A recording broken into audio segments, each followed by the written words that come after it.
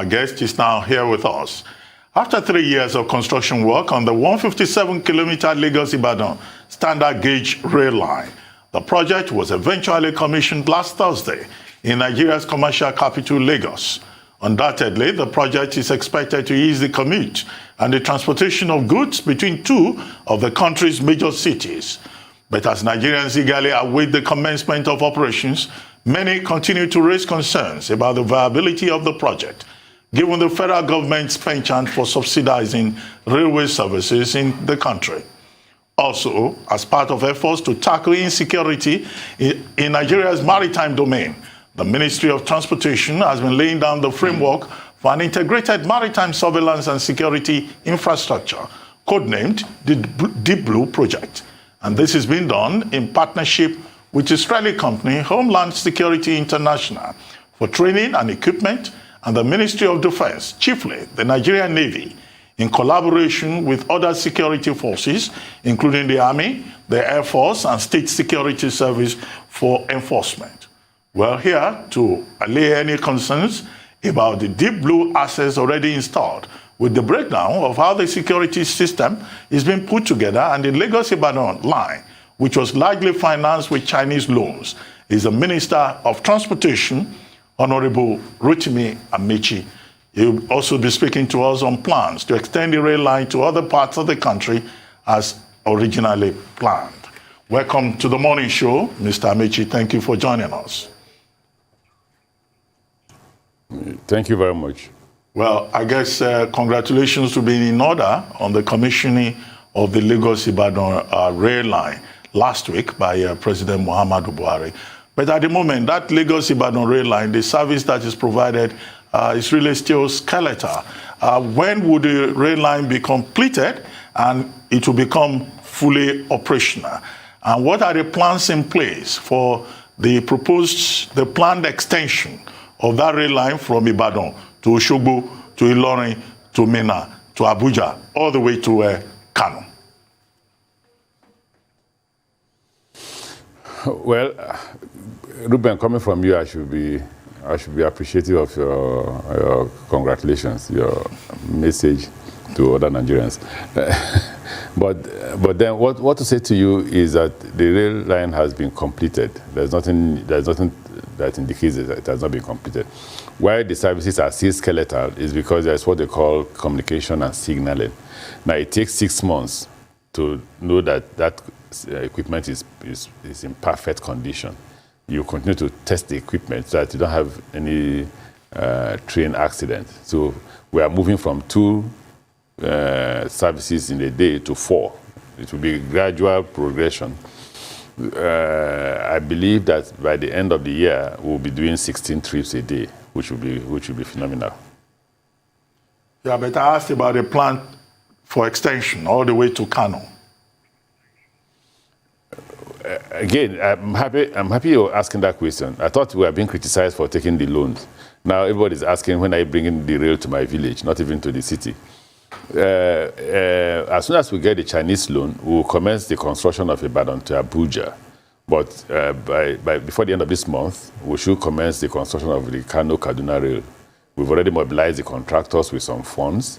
We will fund it initially from our budget, pending when the loan facility or the negotiation for the loan facility has been completed. Well, speaking of loans, what exactly is your source of funding for the project, and who are the contractors working on it?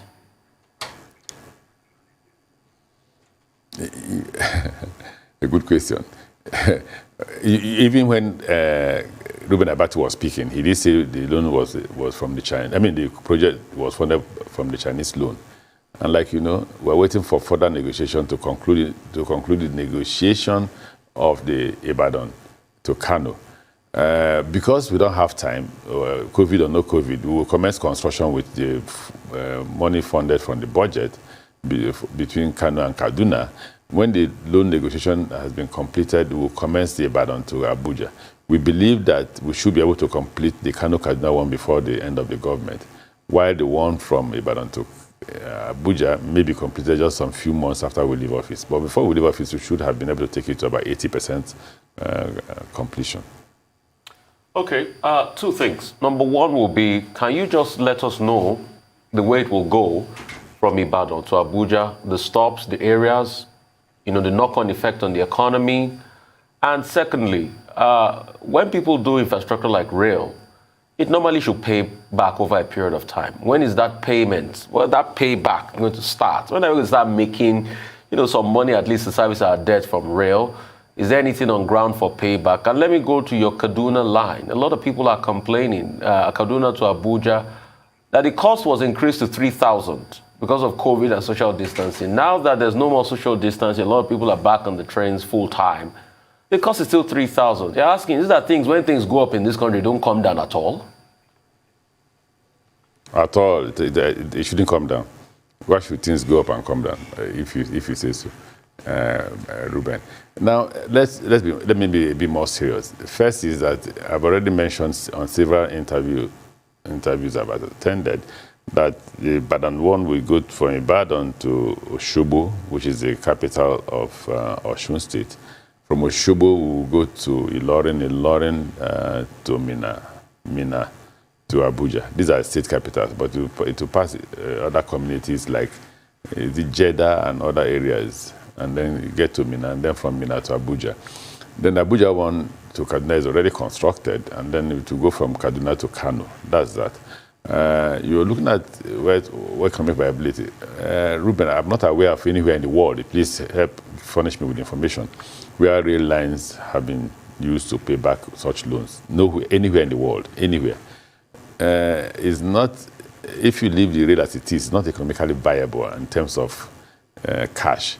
What makes the economic viability is the fact that it provides services for those who are involved in other economic activities, like, for instance, if you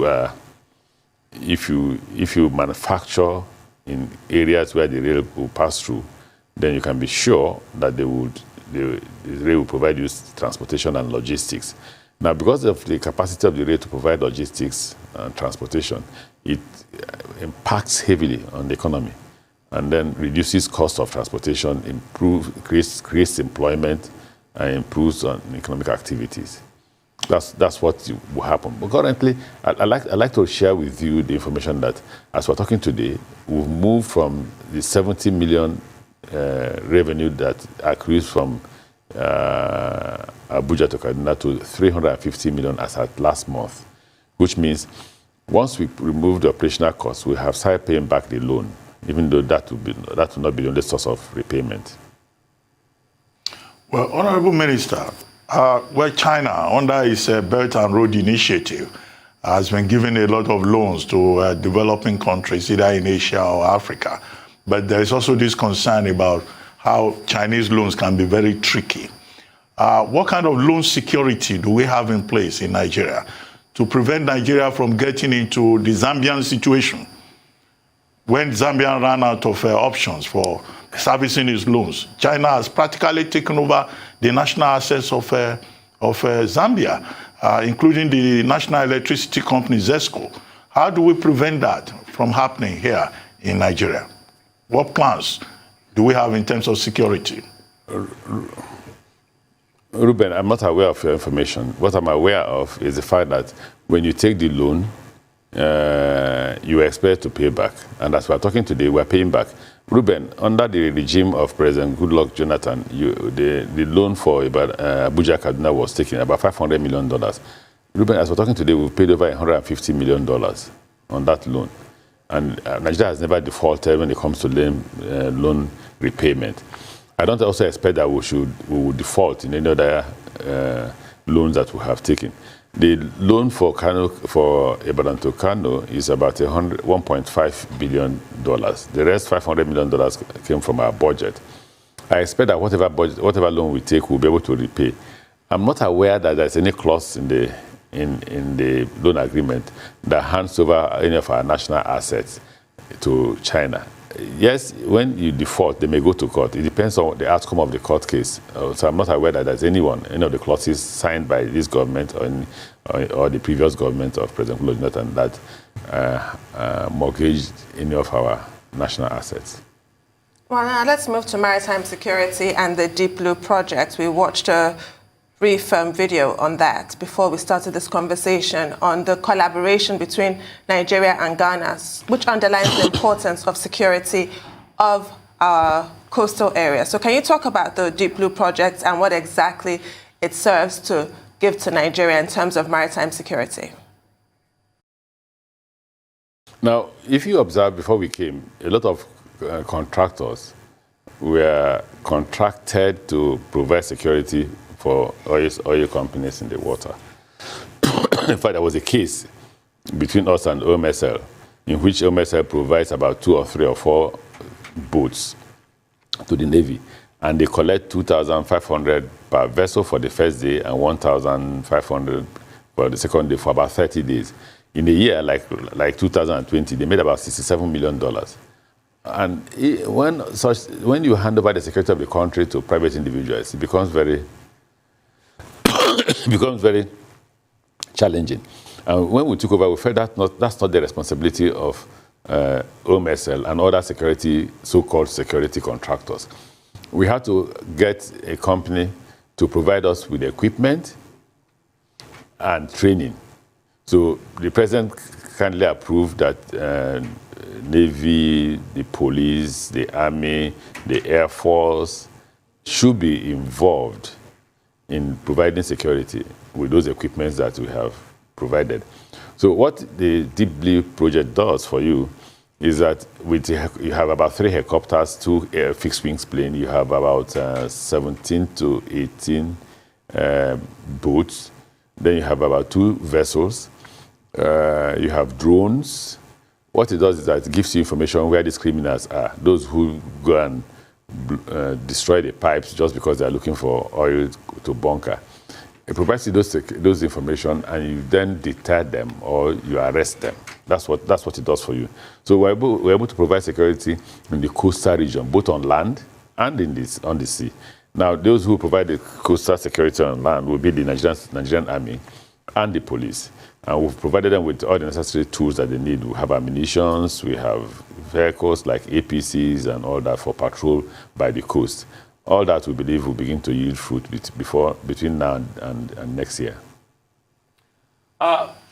Minister, please tell me, what's the cost on the rolling stocks of this train? I'd like to know about that because you keep talking about bringing rolling stock in. What's this cost adding to us?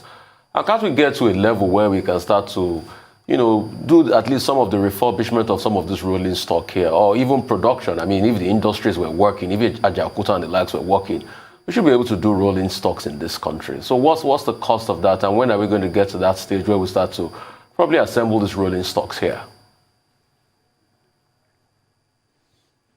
Well, we've already established a factory. Well, no, we're establishing a factory at Kajola with the Chinese, in partnership with the Chinese, where we'll begin to produce coaches, locomotives, and wagons.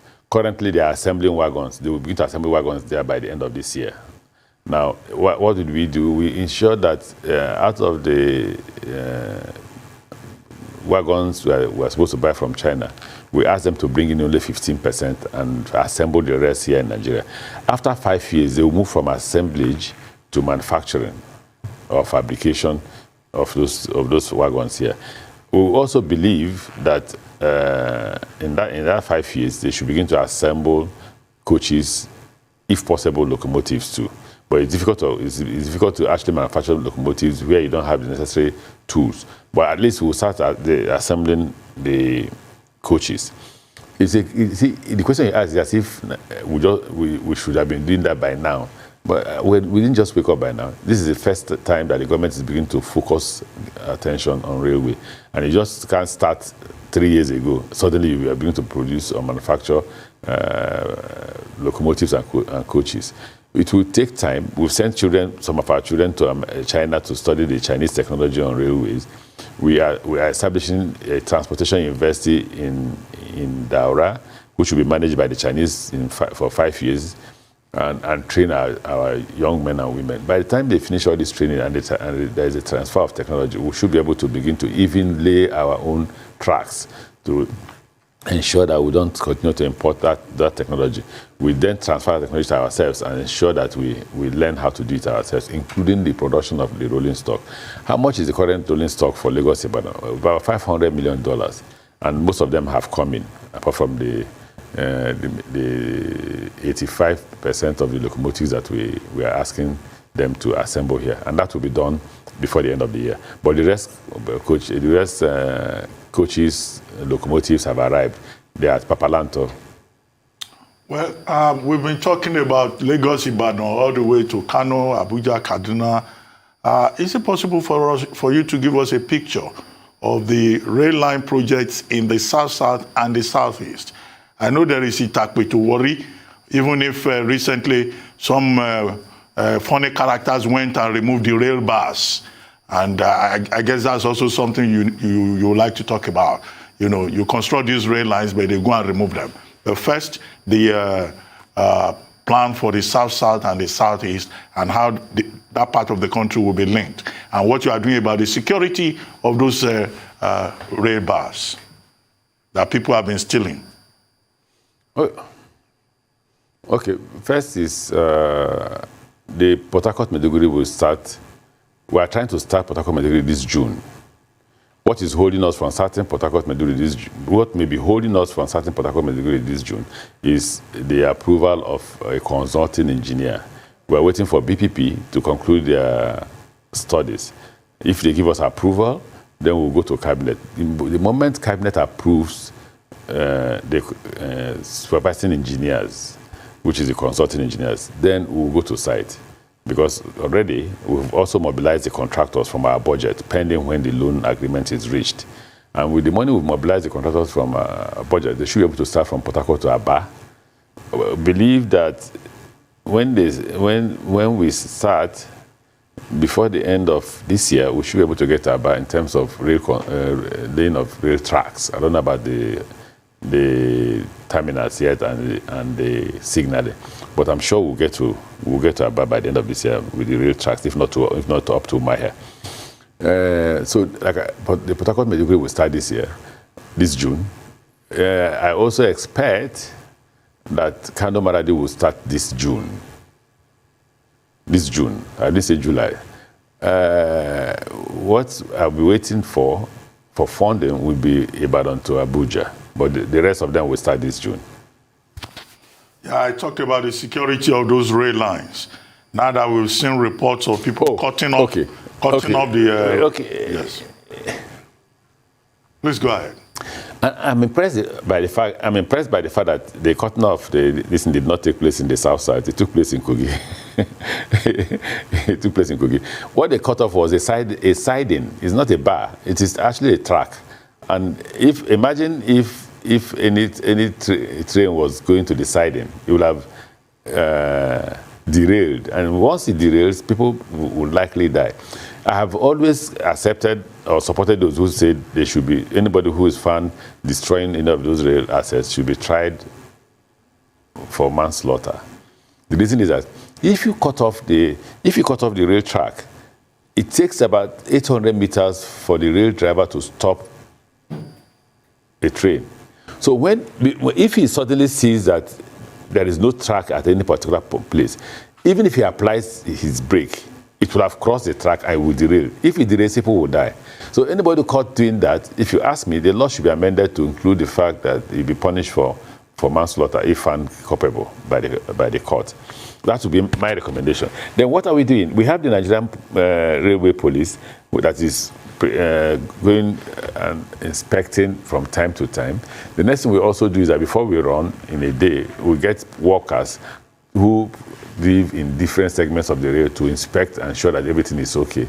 Where things are not okay, they will alert the management who will look at how to fix whatever that's gone wrong. That's how we discovered all those, the Etape Warrior one, because if we didn't do that, the train would have possibly gone there and would possibly have derailed. So we think that long-term measure will be to pass a law that punishes those who engage in that act with a listen of manslaughter, while we also think that the police would up their game in tracking and tracing these criminals so that you deter them from participating in such crime. And that thing will be information management and sharing, creating awareness for them to know the danger of such activity. And then finally, the police must first and foremost punish those who buy these tracks. Because if there is no market, then there will be if there is no demand, then there will be no supply. Well, I would say that it's manslaughter, because if you cause an unlawful death of a human being, whether or not you plan to, you ought to be punished. You ought to have the full weight of the law thrown at you. But I want to talk about, speaking of unlawful deaths, the burning issue facing Nigeria today, which is insecurity. We often don't think of the Ministry for Transport when we're talking about insecurity. We think of service chiefs and the police force and what have you. But I want to specifically tie your projects, rail infrastructure, Deep Blue project, how does it impact that fight against insecurity in Nigeria? Because most of us Nigerians are not seafarers. I want you to explain exactly how it impacts all of us, how it benefits all of us. Okay, so the first thing is that we are in charge of the security of the water. That's why we're providing the Deep Blue project. We're not in charge of security of the whole nation. What we are in charge of is the security of the water. So we provided the Deep Blue project to protect people who engage in water activities. Now, Nigerians make money from everything, whether good or bad. Most Nigerians, when I say Nigerians, I mean all Nigerians, most Nigerians, especially Nigerian elites. So they were making money from insecurity. In fact, some of them were actually causing the insecurity so that they can make more money, especially when it comes to the money they make from the oil companies in the so-called provision of security architecture for them. Now, what we've done with Deep Blue project is that we will reduce the cost of producing oil in Nigeria, because in producing oil, they also build in the cost of security. So by the time we provide the security in the water, the economy will improve because there will be more money coming into the economy. That's the impact it will have when it comes to the Deep Blue project. In fact, the Israelis who did that training said, in 6 months to 1 year, if there is no improvement in the economy in terms of how much comes in, both to NIMASA, MPA, and the oil industry, then you could come back to us and we'll be willing to refund. But it's simple mathematics. It is true that the moment you can take away these criminals from the water, the moment you can take away these contractors from the water, then the cost of security, which is borne either by an NPC or by the oil companies, will be part of what will come back to us as income. Then on land, all our coaches, you have armed policemen in all our coaches, and you have enough in any trip we are making to withstand any attack from anybody. That's why all those lies, our Kaduna train has been attacked, all lies, none. It can't happen. Why can't it happen? Because we have enough security. That's why it can't happen. The same with Itabewari. You have enough security in those trains, not one policeman, enough to repel any attack. The same will happen when we start running Lagos-Ibadan. As we are currently running 2 trips, which by yesterday should have started with 4 trips, you will have enough security inside those trains to withstand any criminal act. That's one assurance we give to Nigerians. Beyond that, I have no role to play with security. Okay, great insight you're giving. But I've always made a case, and the last time you were here, I made a case for those narrow gauge lines. I mean, some of them were built in 1906, the early days of the British. We used them up to the 70s. Because this rail lines you're building, the government is building, they're building standard gauge, but is it that we're going to abandon those narrow gauge lines? And I'll give you an instance. Take, for instance, the drudgery that it takes you if I'm going from Lagos to Ibadan and I have to go and stop in Omi. When I have a national rail station, the standard gauge line in Dugbe, that is just inside of the town. So is it that we're going to abandon those narrow gauge lines? Are we not going to think of funding for it? That's one. Number 2, why is it that the Maradi line, the funding scheme is different? It's not the Chinese that's doing that project. And what kind of rail is it going to be? I mean, I'm hearing stories that it's going to be integrated. The coaches are not going to be just fossil fuel powered. There's going to be some form of electric too. I mean, just expatiate on all of this. And why is that it's a Portuguese company that is doing that? The funding channel is different from the Chinese loan you've been taking for all of this. Okay, well, maybe you may wish to know that all our loans are not from China. The loan for Port Harcourt Maiduguri is not from China. We're negotiating with a European bank.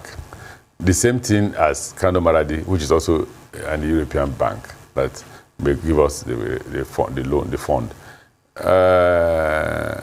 There's nothing different with Maradi. Maradi is the same as any other of our rail track. All those stories you're hearing are rumors, and I don't engage in rumors. It's going to be a diesel-powered engine. There is nothing like electric-powered engine for us in Nigeria yet until we have sufficient supply of power. You can't engage in electricity when you don't have one, or when you don't have enough. Ruben, you know that by the time we took over government, power was at 2,000 megawatts, 2,000 plus megawatts, so nearly 3,000. Even though we have increased it in this government, I don't think we have increased it sufficiently enough to provide for rail electricity-powered rail services. That won't happen for now until we have sufficient power supply. So what we are currently utilizing is the diesel-powered locomotives. So you have the locomotives from take the one we use on the day of launching. In fact, I saw somebody write up that, they are refurbished rail. The aerodynamics of locomotives changes according to the length of the track. If it's intracity track, you can use those ones that look very beautiful and all that. But when it comes to interstate transportation in rail, you use more rugged ones, and that's the one we just use. And they are not refurbished. They are brand new ones. We went on inspection, myself and the Minister for Finance, to China to inspect the construction, and we saw the production of those locomotives and coaches. So there's nothing different about Kano Maradi. It is simply just the same as Lagos Ibadan. The only difference between Kano Maradi and Lagos Ibadan is that the funding for Kano Maradi is coming from a European bank, while that of Lagos Ibadan came from the Chinese bank. Okay, the second question I asked you, what about those narrow gauge lines? What are we doing to them? Are we going to forget them? Sorry. You know, old age I'm no longer as young as I used to be, Ruben. So now, but when it comes to the narrow gauge, the contract for Port Harcourt Maiduguri is dual. What we are going to start this June is the total reconstruction of the narrow gauge line. I didn't say rehabilitation, total reconstruction. It means that even where in the past the narrow gauge had avoided either a hill or a valley or whatever, we will bore through that hill to make the line straight, to reduce the length of the track and make it faster for us to get to Maiduguri. Now, so we are rehabilitating Port Harcourt Maiduguri. At the same time, the president has directed that contract be awarded for standard gauge, which will be funded when the next government comes. But the difference between the narrow gauge and the standard gauge is the speed, just the speed. The Lagos-Kano narrow gauge is the one we are negotiating with different interest groups that want to rehabilitate those ones. That one is for rehabilitation. And when they finish rehabilitating those ones, they will then run it by themselves and make their money and pay themselves back.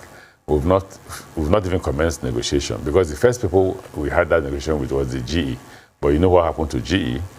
Now we're talking with different groups now, not just one. We have about 3 groups that we're talking with. Once we conclude, we'll go back to the president and to cabinet for approval. So you but still one have, I'm sure of you still have the standard gauge that goes from Lagos to Ibadan to Abuja. Then you will have the narrow gauge, if people can bring money in, that still goes, through Lagos to Ibadan, through Dugbe, and to Abuja, and upwards. I'm not sure the narrow gauge got up to Abuja. Yes. Okay, quickly, Honorable Minister. No. It got to Mina to Kaduna, Kaduna to Kano. Okay, I want to ask you questions about Apapa Port. Just a pack of questions, if we could just take all of them together. The first is, when the president visited last week and he was going to commission a project at the port, all those trailers on the way to Apapa Port suddenly disappeared. The road was free. Was it a good idea to hide the trailers, to drive them off the road, instead of allowing the president to see the reality, the frustration that people and businesses go through in Apapa. 2, the rail line, Lagos-Ibadan rail line, you talked the other time you were on this program about an extension to the ports, to the Apapa port in particular. What is the guarantee that that will help the problem of congestion in that port, considering the fact that there are other issues, turnaround time, bureaucratic red tape, and all kinds of issues that have made it difficult for every measure not to have worked in that place, including the to-call system. And then finally, still on the ports in Lagos, the suspension of Hadiza Bala Usman. Many commentators said, you are the person behind it. When is she going to come back from suspension? What is the status of the investigative panel that you reportedly set up?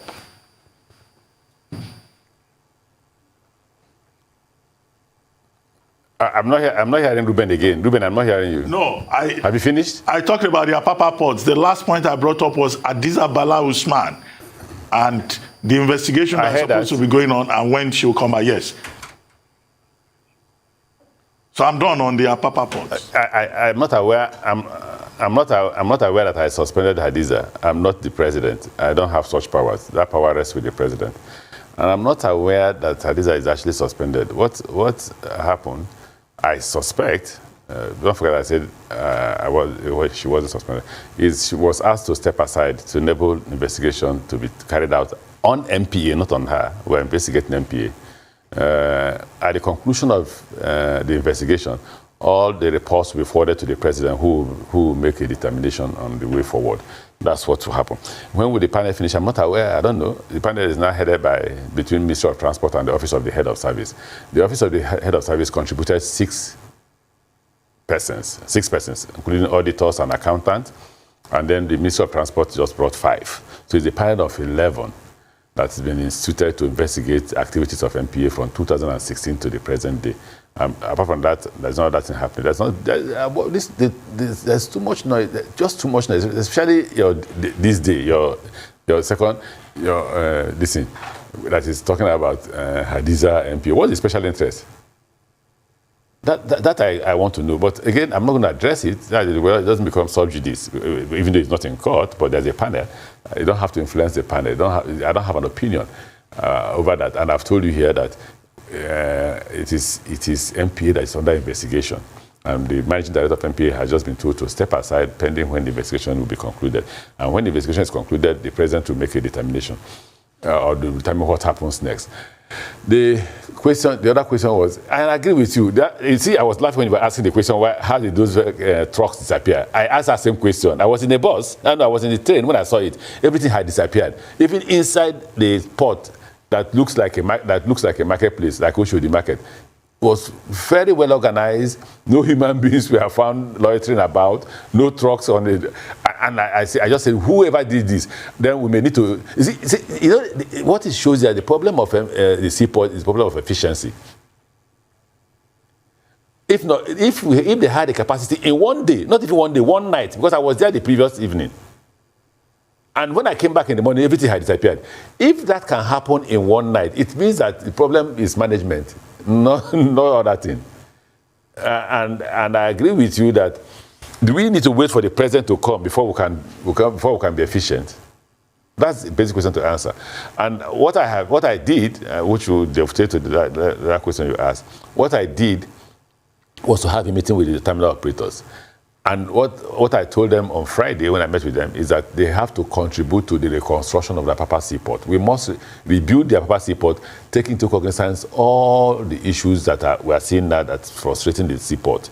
All those, where do you park the trucks, how many trucks can come into the seaport at what point in time? How can a human being who has no business in the seaport come to the seaport? What is he doing at the seaport? The seaport is a security area, and it's not even me. If I become a former minister, I'm not entitled to go into the seaport unless I have business in the seaport. Now we are going to partner with customs because they are largely between them and MPA, they're the operators of the seaport, and see how to arrest this situation. I believe that when we begin to freight cargoes from the seaport through the rail, then we'll reduce some of the challenges that we have at the seaport. That's my belief. What is your response to critics who say that the Ministry of Transportation is not adhering to the Integrated Development Rail Master Plan, which states that no country in the world is currently building narrow gauge lines anymore, that they are archaic? Standard gauge, as you said, is faster, it's cheaper, more reliable, less accidents, you can get the spare parts. So why is your ministry still investing $3 billion in the Port Harcourt-Maiduguri narrow gauge line? As a journalist, please speak with facts. Just speak with facts. Google your listen and see how many countries. Even South Africa, out of their 30,500 narrow gauge, rail line, 30,000 is narrow gauge. Check China, check America. They all have narrow gauge. They all operate narrow gauge line. But see, when this information is carried out like this, you incite the southeast and the south incite the south-south. But it's not correct, completely not correct. And it's abnormal to pass that kind of information. The easiest place to look for that information is just go into Google and say, how many countries do you have in the world? And if you're not up to nearly 20 to 30 countries, call me back. I asked for your response to critics. I did not pass anything as a fact. And you've given your response to your critics. So what? Okay. Then tell the critics to do more studies. You've just done that. It's important that Mr. Amaechi, real quickly, I want to know in total what's the kilometer of all these rail lines all over the country that you're doing, and how much was spent per kilometer? I mean, what does the cost come down to per kilometer? And speaking of the South and Southeast, would you fly a presidential flag, maybe as a South candidate or a Southeast candidate? This question never goes away. It hovers around you every single day. I thought we were here to talk about transport, not about presidential election that will take place in 2023. And I've said this several times to as many persons as possible. Let me do my work. Ruben, allow me to do my work. I have not been sacked by the president, neither have I resigned, nor has our tenure come to an end. I'm currently the Minister for Transportation, and I will continue to discharge that responsibility until such a time that I'm unable to discharge such responsibility again. Please, I don't want to be distracted. That would be the answer to the question. And what was the other question, Ruben, please? No, total tracks in kilometers. And this is Rufai you're saying it. Total tracks in kilometers for I thought it was Ruben. No, this is Rufai you're saying it. Total tracks in kilometers for all the tracks across the country. And how much did the cost come down to per kilometer of track you did? Rufai, I won't be able to know that without the necessary documents. It will require my looking at those papers. Until I do that, I may not be able to answer that question. But I'd like to go back to the last question. Let me assist let me go back to the last question. I have narrow gauge railways in Albania. I have narrow gauge railways in Argentina, Austria, Bangladesh, Barbados, Belgium, Bosnia-Herzegovina, Brazil, Bulgaria, Canada, Chile, China, Democratic Republic of Congo, Croatia, Cyprus, Czech Republic, Denmark, Estonia, Finland, France, Germany, Hong Kong, Hungary, India, Ireland, Isle of Man, Italy, Japan, Kazakhstan, Latvia, Libya, Lithuania, Luxembourg. I have in Madagascar, Malawi, Malaysia, Mariana Island, Mexico, Mozambique, North Korea, Nepal, Netherlands, New Zealand, Macedonia, Norway, Pakistan, Poland, Portugal, Romania, Russia, Serbia, Slovakia, Slovenia, South Africa, Spain, Sri Lanka, Suriname, Sweden, Switzerland, Thailand, Tunisia, Turkey, Ukraine, United Kingdom, and United States of America. Have I answered the question? Those critics will find that handy, but the Nigerian National Rail Plan says no to narrow gauge. And the Honorable Minister, before we begin to... You're also wrong. You're also wrong. You simply say that we should rehabilitate the narrow gauge. Well, Mr. Amaechi, before we wrap up, why does the Ministry of Transportation why does it have a cash-only payment policy? The notice to passengers at Ladirin, cash only, at the various train stations. Why is electronic payment not allowed, not encouraged? is this Payment for Rufai tickets. or- Tickets. For train I know, tickets. Is this I can't see you. Is it Rufai? It's or Ruben Now, Abati. you're also wrong. Ruben, you're also wrong. Okay. Kaduna Abuja is electronic. You're wrong. Kaduna Abuja is electronic. Okay, but I'm quoting the narrow Abeokuta gauge- station. The Abeokuta station. The one in Ladirin in Abeokuta. Because we are yet to go. Because we are yet to go to cabinet to seek. We have to advertise for people to bid for electronic ticketing. When we finish the process, we'll go to cabinet. When we get cabinet approval, we commence that. It's not a thing you do immediately. I see. Well, quickly before we go. I have a question. Oh, okay. Please go ahead. Right. I have a question from a viewer. He's asking, can you ask Minister Amaechi why the Calabar seaport is not functional and what are the plans to make it functional? Also, what is the status of Onitsha and Lokoja inland river ports? I'm a politician, so I won't give you much answer about Onitsha and Lokoja. The answer I gave in Barrow put me in trouble politically, so I won't give you the response to Onitsha and Lokoja. But Onitsha, I think they are in the process of they are processing the. Somebody won that, but they're in the process of having to hand it over to him. Lokoja is under construction. That's the best I can tell you. What was the other question you asked? The gentleman asked, what's happening at Calabar Seaport? Calabar Seaport has to do with dredging, actually. But again, if enough vessels were calling there, maybe we would have been forced to do something quickly. But why it is not being dredged is that if a governor of one of the states in the country took us to court, I think until the court case is over, then we can deal with the issue of dredging. All right. Well, Minister Amaechi, thank you very much for joining us on the morning show. Thank you very much indeed.